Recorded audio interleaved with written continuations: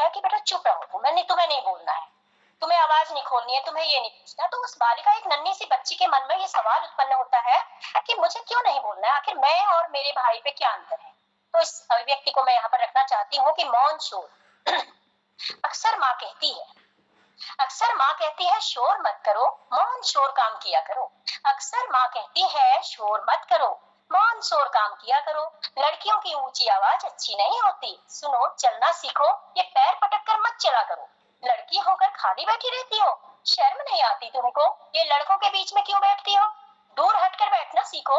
कोई जरूरी नहीं लड़की तेरा पढ़ना लिखना इतना भी, बस तुम समाज के तौर तरीके निभाना सीखो। क्यों जबान चलाती हो, चुप नहीं रह सकती, सहनशील हो। लड़कियों का सहनशीलता तो लड़कियों का आभूषण होता है। अपनी हदों में रहना सीखो, दांत फाड़कर हंसना अच्छा नहीं होता, दांतों के बीच जीभ जैसे दुबकना सीखो। क्यों लड़कों की तरह खेलने भाग जाती हो, जाओ बर्तन भाड़े साफ करो, कपड़ों पर भी ध्यान दिया करो अपने, किसी ने खींच लिए तो क्या मुंह दिखाओगी। बेवकूफ लड़की हो तुम, समझदार कहने से क्या तुम समझदार हो जाओगी। अकेली मत जाओ कहीं भी, लड़की हो अपना ध्यान रखना सीखो। ये पंख इसलिए थोड़ी दिए होते हैं कि तुम लंबी उड़ान भर लो। लड़कियां तो चिड़िया होती हैं पिंजड़े की, जो पिंजड़े में ही रहा करती हैं। उछलो मत लड़कों की तरह यहाँ वहाँ, मौन शोर काम किया करो। लड़की हो लड़कियों की तरह रहा करो। पापा क्यों कहते हैं बताओ ना, पापा क्यों कहते हैं बताओ ना, माँ ऐसा क्यों करती है। पापा क्यों चुप हो बताओ ना, पापा, ये सवाल है मेरा पापाओं से कि पापा क्यों चुप हो बताओ ना, माँ ऐसा क्यों कहती है, माँ ऐसा क्यों कहती है। क्या बात, तो ये दर्द है बच्ची का। बहुत खूब, बहुत सुंदर। महोदय मेरे ख्याल से समय हो गया है, अब अगर सुनानी है तो मैं सुनाती हूँ, नहीं तो कविताओं का तो क्या है। स्वागत स्वागत, अभिनंदन, बहुत सुंदर पाठ कर रही हैं आप, क्या बात है। बहुत बहुत धन्यवाद। आज स्वागत। तो अब मैं किस सुनाऊं, क्योंकि अच्छा मैं लास्ट में एक अपनी शहर पर आती हूँ, बहुत हो गया है कि अपने हल्द्वानी शहर की बात बताते कि यहाँ पर क्या है ऐसा कि मुझे क्या अच्छा लगता है। छोटी सी वो है इसको कि तंग शहर की इन गलियों में एक हुजूम उमड़ते देखा है, तंग शहर की इन गलियों में एक हुजूम उमड़ते देखा है, नखरे वाले शहर का हर मिजाज बदलते देखा है, अपने नखरे वाले इस शहर का हर मिजाज बदलते देखा है। दुनिया से बहुत अलग है यहाँ की होली और दिवाली, अपने शहर की बात कर रही हूँ कि दुनिया से बहुत अलग है यहाँ की होली और दिवाली। मीरा के हाथों की राखी मोहम्मद के हाथ चमकते देखा है, मीरा के हाथ की राखी मोहम्मद के हाथ चमकते देखा है। रुकता न थकता दिन भर चलता दो रोटी के खातिर, ये जो शहर है सुबह से सब दौड़ लगाते हैं हम आप, रुकता न थकता दिन भर चलता दो रोटी के खातिर। शाम हुई इस मस्त शहर को दुल्हन जैसे सस्ते देखा, शाम हुई इस मस्त शहर को दुल्हन जैसे सस्ते देखा है। सुबह निकला चौराहे में पसर गोधूली में ओझल हुआ, ढलता हुआ नौ यौवन उसका बादलों में छुपते देखा है, ढलता उसका यौवन बादलों में छुपते देखा है। भूखा प्यासा रेता बजरी ढोता, भूखा प्यासा रेता बजरी पत्थर ढोता गौला का पसरा तक, गौला नदी से मतलब है कि भूखा प्यासा रेता बजरी पत्थर ढोता गौला का पसरा तट, पूरी रात उसे आसमान को चांद तारों से बातें करते देखा है, पूरी रात उसको चांद तारों से बातें करते देखा है। पड़ोसी शबनम की बेटी जब विदा हुई अपने शहर से, ये मेरे भारत अपने देश की खासियत है कि यहाँ किसी भी धर्म को पराया नहीं समझा जाता है। पड़ोसी शबनम की बेटी जब विदा हुई अपने शहर से, हर माँ को उसकी आंखों में अपने अश्रु नैन डुबोते देखा है, हर माँ को उसकी विदाई में अपने अश्रु नैन डुबोते देखा है। मंदिर की चौखट खड़ी साहिबा मन्नत मांगे, मंदिर की चौखट खड़ी साहिबा मन्नत का धागा बांधे, मौला की मजार पर मानस को प्रेम की चादर चढ़ाते देखा, मौला की मजार पर भी मानस को प्रेम चादर चढ़ाते देखा है। एकता का संदेश बांटता आया मेरा ये शहर सदा से, बुरे हालात में भी एक दूजे का साथ निभाते देखा है।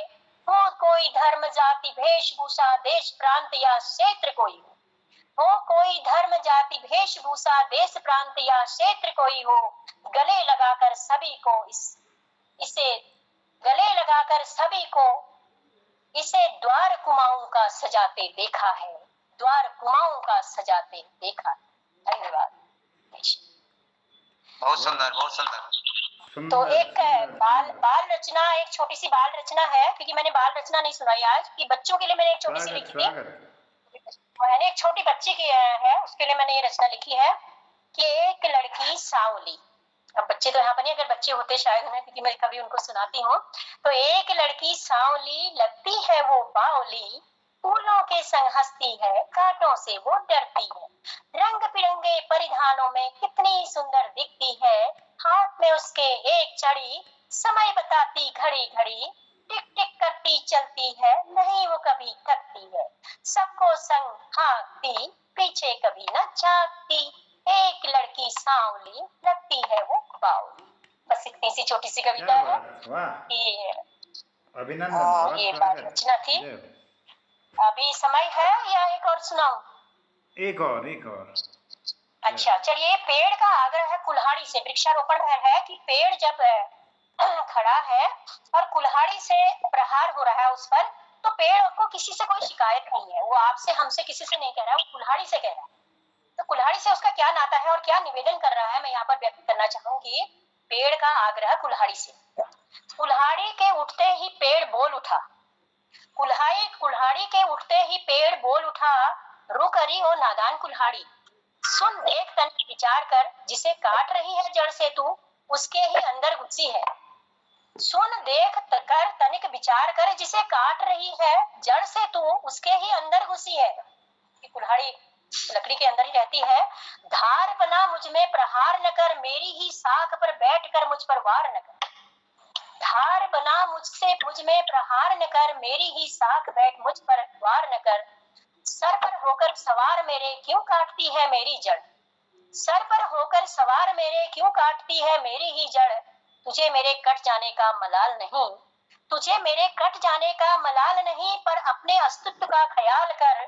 बहुत कुशलता से देखिए पेड़ मना रहा है कुल्हाड़ी को, अपना बचाव कर रहा है कि तुझे मेरे कट जाने का मलाल नहीं, पर मेरे अस्तित्व का, अपने अस्तित्व का ख्याल कर। जब मैं ही नहीं बचूंगा कल, भला कैसे दे पाऊंगा तुझे संबल। मेरी देह के टुकड़े टुकड़े कर देगी, तो कल तेरा भार कौन उठाएगा। मेरी देह के टुकड़े टुकड़े कर देगी, तो कल तेरा भार कौन उठाएगा। पड़ी रहेगी कहीं जंग खाकर, नहीं हो पाएगा भट्टी से मिलन तेरा, और देह धारण कर आकार लेना कुल्हाड़ी का भी, और देह धारण कर आकार लेना कुल्हाड़ी का भी। सुन ये बात कुल्हाड़ी, उठी तो थी चोट पेड़ पर करने, सुन ये बात पेड़ की कुल्हाड़ी, उठी तो थी चोट पेड़ पर करने, तभी फिसल कर आदमी के हाथ से छटक पड़ी दूर बहुत जाकर, तभी फिसल कर आदमी के हाथ से छटक पड़ी दूर बहुत जाकर। आदमी खाली हाथ हो देखता रहा, आदमी खाली हाथ हो देखता रहा, जाते हुए कुल्हाड़ी को अपने पास से, जैसे यमराज को जाते देखा हो हार कर सावित्री के पास, जैसे यमराज को जाते हुए देखा हो हार कर सावित्री के पास से। छू कर किसी जीवंत की देह को, मुस्कुराकर तभी बोला पेड़ कुल्हाड़ी से, मुस्कुराकर तभी बोला पेड़ कुल्हाड़ी से। अच्छा दोस्त बात समझ गए तुम, अच्छा है दोस्त बात समझ गए तुम, दोनों ही अस्तित्व में बने रहेंगे हम। निर्जीव हो तो क्या हुआ तुम, निर्जीव हो तो क्या हुआ तुम, संवेदनशील तो होना यही बहुत है, संवेदनशील तो होना यही बहुत है। जीवित आदमियों की तरह संवेदनहीन तो नहीं हो, जीवित आदमियों की तरह संवेदनहीन तो नहीं। धन्यवाद। बहुत खूब, क्या बात है। बहुत बहुत धन्यवाद। आज आप लोगों ने मुझे धन्यवाद बीना फुलेरा जी की। एक से बढ़कर एक प्रस्तुति, बहुत बहुत बधाई मैम। सफर कर रहा है जो एक लेखक को या एक कवि को कहना चाहिए, वो कह रही है आपकी हर कविता। प्रणाम। आदरणीय सभी बहुत सुंदर, बहुत बढ़िया। साहित्य प्रेमियों को, कृतिकारों को नमन करता हूँ। और आज के 413वें कार्यक्रम में द्वितीय वर्ष के 52वें शाम में इस कार्यक्रम को सुंदर बनाने के लिए आदरणीय बीना फुलेरा जी का मैं आभार धन्यवाद करता हूँ, और संचालिका सोनू उप्रेती जी का मैं धन्यवाद करता हूँ। हमारे बीच उन्होंने वंदना से शुरू किया, अरे युवक बहुत सो रहा है, सुंदर, बहुत और कुमाऊनी में 2 रचनाएं उन्होंने दी, नौ और बखई का आम, ये कुमाऊनी भाषा में उन्होंने दी। और फिर हिंदी, पहाड़न, गांव को बस गांव रहने दो, छूने को आसमान, जमी पर पांव रहने दो, सुंदर कविता उन्होंने वाचन किया। संवाद होना चाहिए, संप्रेषण बहुत आवश्यक है समाज में, कम्युनिकेशन स्किल को बढ़ाना चाहिए, कम्युनिकेट करना चाहिए एक दूसरे से, और तो संवाद होना चाहिए। बहुत सुंदर रचना। और उसके बाद गठरी, नारी विमर्श पर उनकी रचना थी गठरी, और फिर पिता की टोपी, और फिर हिंदी पर एक रचना तो चलो, मौन, शोर, और फिर तंग शहर की इन गलियों में, हल्द्वानी के थोड़ा सा उन्होंने इस पर प्रकाश डाला था। और एक लड़की सांवली सी, एक बाल रचना उन्होंने सुंदर प्रस्तुत की, और पेड़ का आग्रह कुल्हाड़ी से। बहुत सुंदर प्रतीकों का प्रयोग उन्होंने किया, गद्यात्मक और गीत गायन में बहुत सुंदर प्रस्तुति उनकी रही। और आज हमारे पटल पर श्रीमती हेमलता तिवारी जी, श्रीमती गीता सती जी, श्री रमेश शर्मा जी, आदरणीय श्री गोपाल सिंह बिष्ट जी, श्री रमेश चंद्र सोनी जी, श्री अशोक जोशी आशु जी, कुमकुम धपोला जी, सोनू फुलेरा जी, आदरणीय प्रकाश चंद्र तिवारी जी, आदरणीय पूरन चंद भट्ट जी, श्रीमान विश्वेश्वर दत्त सती जी, आदरणीय साधना नपचाल जी। मेरा अनुरोध होगा कि कृपया अपना थोड़ी देर के लिए माइक ऑफ कर देंगे। डॉक्टर गिरीश चंद अधिकारी जी, आदरणीय कृष्ण कुमार जी, डॉक्टर तिलक राज जोशी साहब, आदरणीय तनुजा भट्ट जी, उमेश पांडे जी, सर महेश बवाड़ी जी, आदरणीय तनुजा बिष्ट जी, श्री बहादुर सिंह बिष्ट जी, आदरणीय सौम्या जोशी जी, आदरणीय ईश्वर चंद्र जी, आदरणीय लीला बसनाल जी, आदरणीय कमला जोशी जी, श्रीमती पुष्पलता जोशी जी, आदरणीय ज्योतिर्मय मिश्रा जी, आदरणीय गीता जोशी जी, आदरणीय के.वी. पांडे जी, आदरणीय रीति सिन्हा जी, श्री कृपाल सिंह शीला जी, आदरणीय निर्मला जोशी जी, श्री प्रकाश पांडे जी, आदरणीय दीपा पंत जी, और आदरणीय सुशीला जोशी जी आदि ने इस कार्यक्रम को अपने बहुमूल्य समय देकर के सुंदर बनाया। इस कार्यक्रम को मैं बहुत आभार व्यक्त करता हूं। और कल हमारी सुंदर प्रस्तुति होने जा रही है, श्रीमती पुष्पलता जोशी पुष्पांजलि जी हल्द्वानी से इस कार्यक्रम में जुड़ेंगी, उनकी सुंदर कविताओं का हम आनंद लेंगे। सब लोग इसमें आमंत्रित हैं, सब लोग अपना समय देंगे और सुंदर बनाएंगे कार्यक्रम को। और मैं पुनः सबका आभार व्यक्त करते हुए आज के समापन के लिए आदरणीय प्रकाश चंद पांडे जी से निवेदन करूं कि वो अपने आशीर्वचनों से इसका उद्यापन करने की कृपा कर देंगे। अभिनंदन, स्वागत। धन्यवाद जोशी जी।